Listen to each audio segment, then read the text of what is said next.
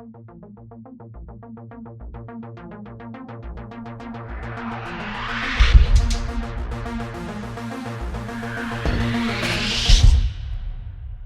guys, what's going on? Roundedtiktak here, and today we're going to be looking at a couple of things, but before we get there, I want to talk to you about a personal update on the channel and things like that. So if you guys want to skip ahead to 3 minutes, that's where the actual review is going to start. Number one, I want to talk to you about what's going on in my life. Currently, I have some things going on IRL that I need to take care of. You may or may not know that I do have a family, and family comes first. There's currently something going on where I have to take care of it, and sometimes it's at a drop of a hat and I have to go and I have to do it. That affects you because I'm not going to be able to stream as much as I would like to or upload as much as I would like to. I've been pretty consistent on at least 3 videos a week, and that may fall off here or there for the next coming weeks, but I'll be sure to keep you updated on what's going on. Also, another thing that we can talk about real quick is there are a lot of things that I want to bring you. This update brought a lot of information, specifically the new pirate heroes. Now, Blakebeard the Blackhearted, he is a very fun character. He brings a new team perk and a bunch of other stuff, and yes, this is currently what I've been testing, but it's not necessarily the best for him, and we're still working on that. There's something in the game that was recently brought to my attention. I don't know how I've been playing this for almost 2 years and didn't know this, but hero ability damage modifier. Apparently it didn't do much in the past. Now it does, so we're going to be taking that into consideration as well, and this works hand in hand with his stash perk, so we're gonna mess around with it some before I bring you that information. Tomorrow, the new rocket launcher, the Cannonade, I believe it's called, comes out, and I want to talk to you about this build right here. This is my explosion specialist build, so hopefully if everything goes according to plan tomorrow, this will come out in the morning, and then we'll cover the Cannonade first thing the next morning, or that night I'll put something out on YouTube. And then lastly, I want to check out Buccaneer Jonesy 2, forcing you into a hybrid build to may be fun. At least they're doing it well, and I just want to cover if he's worth leveling up, if you should try him out. So that's what's going on, real life personal things and what's to come on the channel, what you guys can look forward to. Also, we're almost at 15,000 subs. It's been 3 weeks since 10,000. That's fantastic. I can't express how cool that is. Channel's doing really well, and that's all through you guys. We're pushing for partner on Twitch. Just a bunch of cool stuff, guys. But besides my personal life, YouTube and Twitch have been doing amazing, and that's all thanks to you. So please bear with me in the coming weeks. But first, let's check out the Steam Thrasher.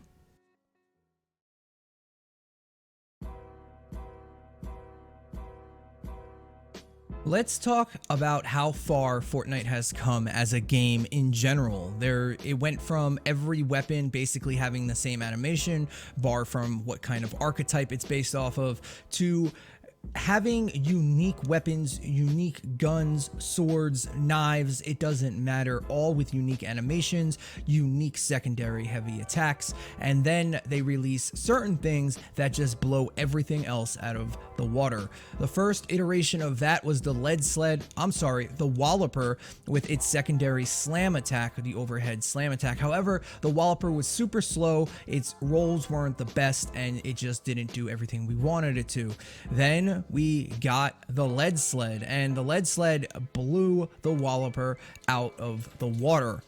The hammer just did incredible things. That, coupled on top, it was released with Sid, who was a hammer specialist hero with increased attack speed on his kit and on the weapon, made it ridiculously fun to play as. And that is one of the biggest misses I have through the update is Sid. Sid is gone. You cannot play him as you did. You can get close, but it's still not the same.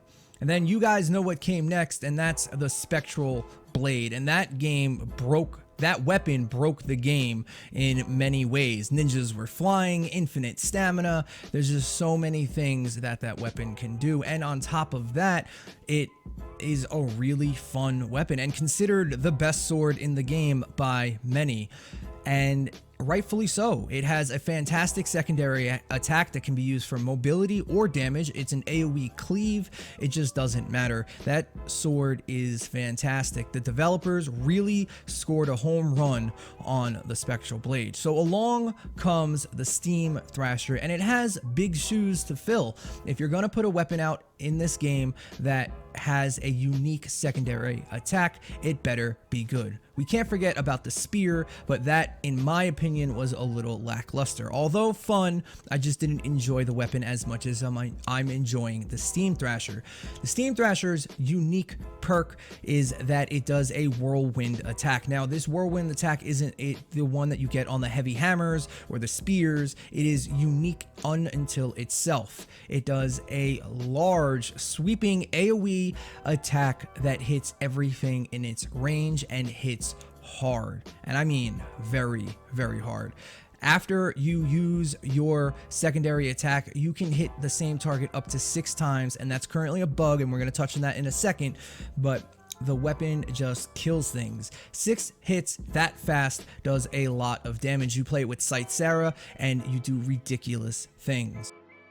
On the build that I'm using on the Scythe and in a 4-person game, it hits for about 250,000 on one swing, one whirlwind, 250,000, give or take a couple 10,000, but based on the build that you have, that damage only stacks up higher. So imagine just 300k times 6 in less than 2 seconds. It's a lot of damage to put out. Plus it's AoE and it's also mobility. It's a fantastic scythe all the way around. Scythes are one of the hardest, if not the hardest hitting melee weapons in the game.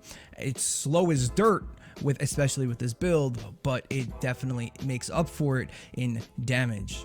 So let's take a look at exactly how we have this built and how we have Sarah built. Not only does the Scythe have a unique secondary heavy attack, it also has a brand new perk, and that perk is simply something that's a little different. Now, I can't say that it's good or bad, but it does have a unique perk. Eliminating an enemy creates a damaging cloud of steam. This can only occur every 5 seconds.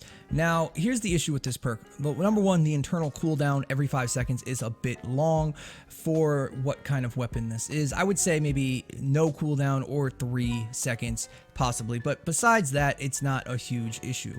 I would roll this weapon exactly like you see on the screen. However, this is not the most efficient way. That last perk, that 6th one, is underwhelming at best, and you can get more damage if you have a different kind of scythe. Now, the scythe that I'm going to be showing you is this one right here. This scythe is if you want the most damage and you're not interested in testing out the new perk or anything like that, you want a scythe that looks like this. This first slot is going to be crit rating.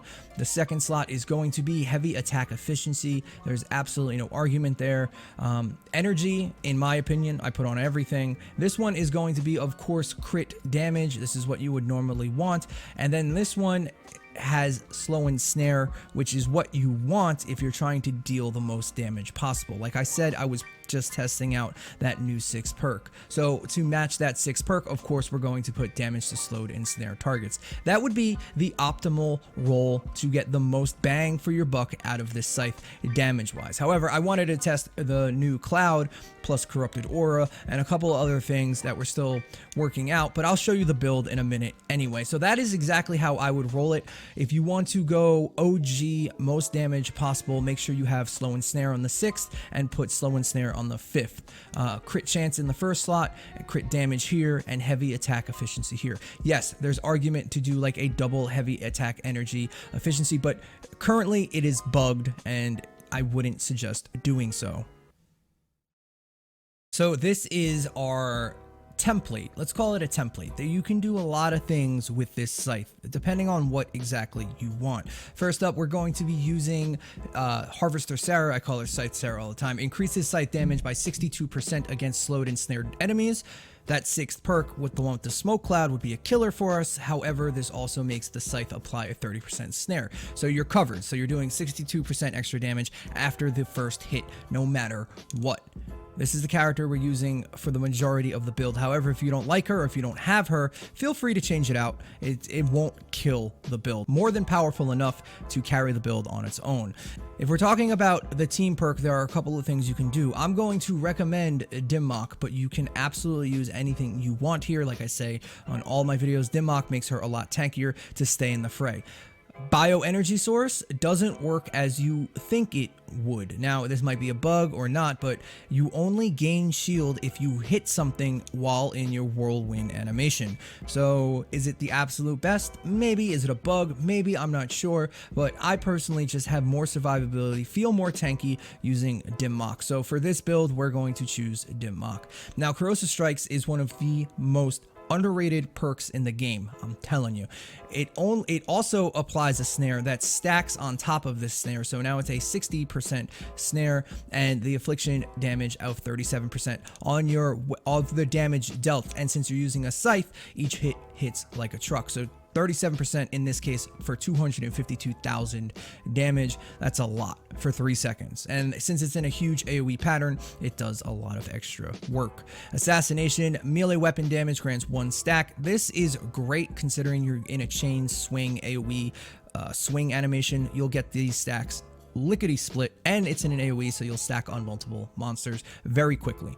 Anatomy lessons just increases the crit rating. You guys know that. Now these last two, I would call these absolutely core in her build, 100%, no question about it. If you're trying to play with this scythe and you want the best build, these 3 are core. These last 2 are kind of up in the air. Corrupted Aura I was testing out with the new 6th perk to have more smoke cloud-esque things on the field, and it was okay. It wasn't the best, but it definitely worked out. There's nothing wrong with this perk, just you might want to change it to maybe you want to buff up her Dragon Slash or her stars or even medical fumes. You're going to be in the fray and using a lot of healing anyway. The last perk, like I said, these ones are up for grabs. I like Fuel for the Fallen. You can also do the Anti-Cuddle Sarah one. Melee weapon eliminations grant 7.5% energy. I say use these. You're going to be draining your energy very quickly, very quickly, holding down that secondary heavy attack, and you lose out on it quick. So putting this into your team perk, into your build, allows you to, of course, gain more energy back quickly to allow you to continue to swing your scythe, at least in the heavy attack efficiency animation. But you can do a couple of things like Dragon Days, you can do Return of the Dragon, Endless Smoke, it doesn't matter. As long as you have these 3 core items, perks, you are good to go with this scythe.